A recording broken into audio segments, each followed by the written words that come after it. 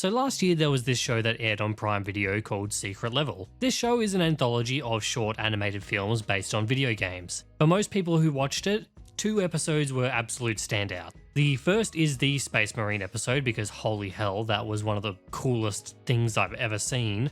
And the second episode is the Pac-Man episode, which left me and pretty much everyone who watched it with bewilderment. It was really weird and it was really, really messed up. But I kind of dug it. Turns out the Pac-Man episode was actually promotion for the up-and-coming game Shadow Labyrinth. Now, some people may have feelings about turning the lovable, family-friendly gaming mascot into some weird eldritch horror being, and it might turn them off of something like Shadow Labyrinth. And, you know, that's fine. Personally, I'm fine with it as long as you do something interesting with the concept. And if the Secret Level episode is anything to go by, then I was interested. So yeah, I do not like Shadow Labyrinth.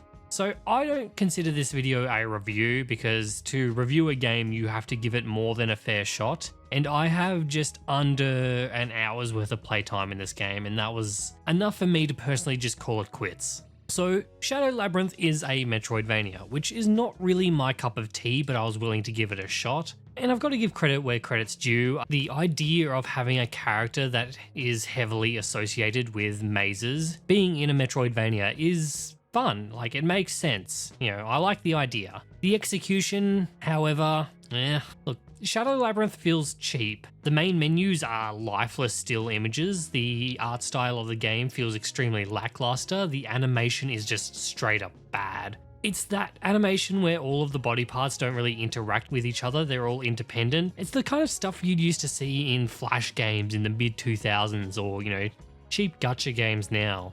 You can kind of hide that stuff a little bit if the art looks good, but in this game it doesn't. And it does kind of beg the question, like, why does the episode of Secret Level look so good and the game looks like this?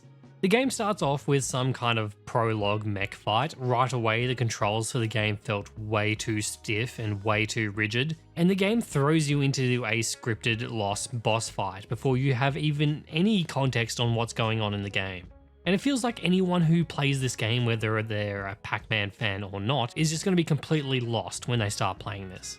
Look, this whole set piece is awful, and when we actually start playing the game, the controls are also just in general pretty bad. You know, some of that comes from the strange mapping of the controls, but most of it comes to the overall feeling of how the game plays. The combat is whatever. It was pretty basic. I do think that the game was leaning towards, you know, evolving your character a bit more over time and making you stronger, but the base combat at the start of the game is very mid. And they give you a 3-hit combo attack, and almost all of the starting enemies for the first, you know, hour of the game, they die in 2 hits.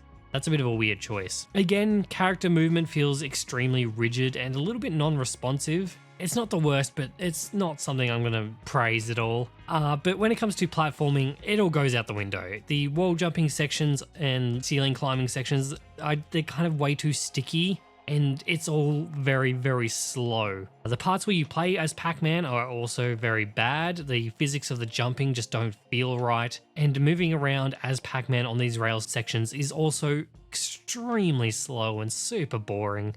Jumping feels wrong. Look, the main menus of the game feel unresponsive. It always takes a second for things to kick in. The map navigation is the same. I just had a very mediocre experience with this game. And maybe that's because I've been playing things like Donkey Kong Bonanza recently, which is an absolutely phenomenal game, and then coming to this, which is just so mediocre, and it feels like I'm wasting my time playing it. Look, if I'm going to look for something that I liked with this game, I liked the music. For some reason, the main menu music is filled with like lo-fi smooth jazz. That was weird. Like, I didn't hate it, but it feels cohesively very wrong with the rest of the game. The rest of the actual music in the game is pretty decent. It's hard to judge if it does a good job on delivering atmosphere or not because the game just feels devoid of it. But the music, it's one thing that I don't really have anything bad to say about it, but it just feels wasted on a game like this. And look, I'm not some purist who thinks that anything other than Pac-Man in a maze with ghosts is blasphemy. Pac-Man has been in almost every genre of games there is. Like, cohesion with this franchise died a long time ago, and I'm okay with that. As a Pac-Man fan, this game is not for me. As a fan of platformers,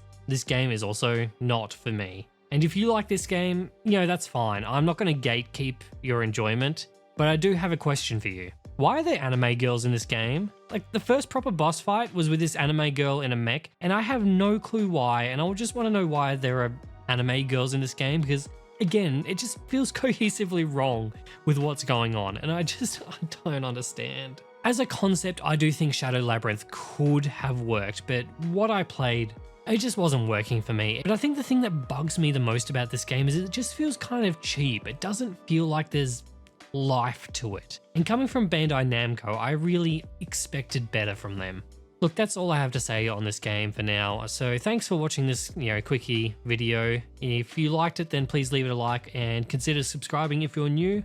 And thanks to my YouTube members, Controlled, Killer, Yellow, Melodia, and Jingles. Absolute legends. I'm gonna keep this outro short, so I will see you all next time. Hopefully with a better game, but knowing what the upcoming slate of games is this week, I wouldn't hold out hope.